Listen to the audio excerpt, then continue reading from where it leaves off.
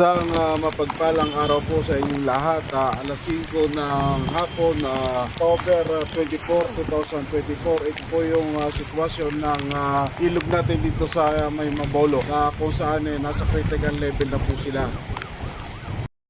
Ito naman po yung sitwasyon ngayon ng water level ng ilog ng Bacau.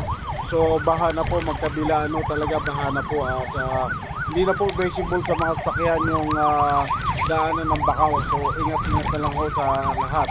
So magmula din po doon sa may Mabulo, kahirapan na rin yung mga lower na sasakyan, hindi na makakadaan doon.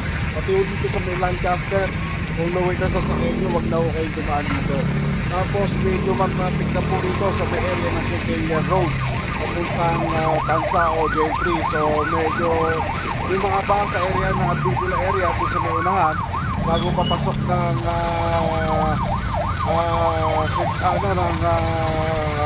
Lancaster. So kung mga luwag yung mga sakay nyo at wala naman kayong importante pupuntahan sa labas, wag na po kayong talaga na po kayo sa baha.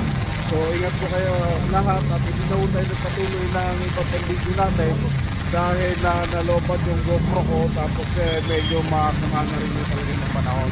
So kailangan din natin ang safety natin.